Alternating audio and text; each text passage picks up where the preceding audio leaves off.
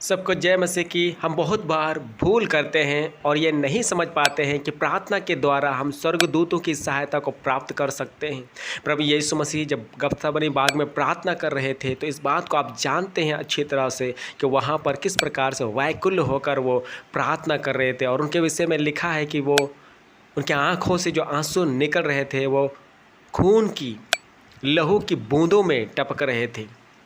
और हम देखते हैं कि वहाँ पर एक स्वर्गदूत आता है और लिखा है यीशु मसीह को वो सामर्थ देता है।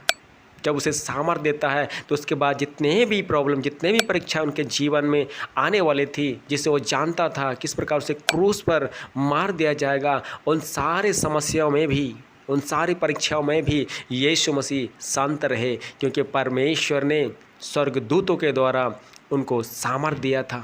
आपके लाइफ में कई बार ऐसा होता होगा, जब आप समस्या में हैं, जब आप तकलीफ़ में हैं, जब आपके जीवन में प्रॉब्लम्स हैं, तब आपको हिम्मत नहीं जान पड़ता कि मैं क्या करूं।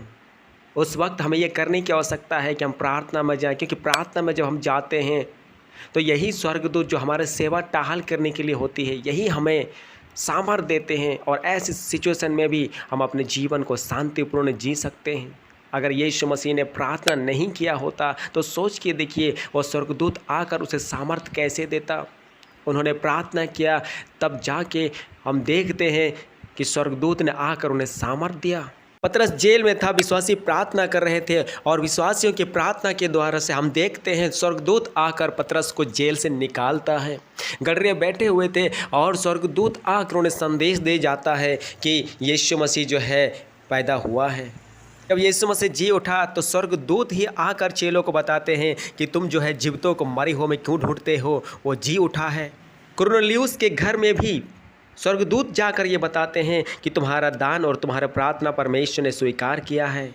ऐसे बहुत सी घटनाओं को हम बाइबल में देखते हैं जहाँ पर स्वर्गदूत ने आकर लोगों की सहायता की, और ये उन लोगों की सहायता की जो लोग प्रार्थना किया करते थे। आप यदि प्रार्थना में नहीं बैठते, प्रार्थना नहीं करते, तो परमेश्वर के दूत आपकी सहायता के लिए कैसे आ सकते हैं, कैसे आपकी सहायता कर सकते हैं।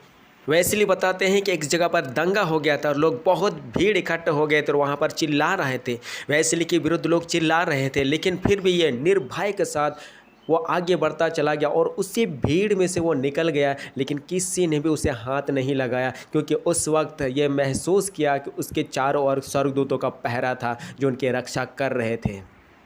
यदि हम परमेश्वर के प्रति अपना कर्तव्य निभाएं और उसकी अगुवाई के अनुसार प्रार्थना करें तो परमेश्वर खुशी से उन सारी ज़रूरतों को, उन सारे साधनों को प्रयोग करेगा जो उसके अपनों की रक्षा के लिए ज़रूरी होता है। हमारे पास परमेश्वर की बहुत सारी प्रतिज्ञाएं हैं। हमारा पूरा अधिकार है कि हम उसकी मांग कर सकते हैं, कि परमेश्वर से विनती कर सकते हैं, स्वर्गदूतों की सुरक्षा की मांग कर सकते हैं, जो हमारी प्रार्थना को सुनकर वो उत्तर देते हैं, क्योंकि उन्होंने वादा किया है, प्रतिज्ञा किया है। इस छोटे से संदेश द्वारा आपको आशीष मिले। प्रभु यीशु मसीह के नाम में आमीन।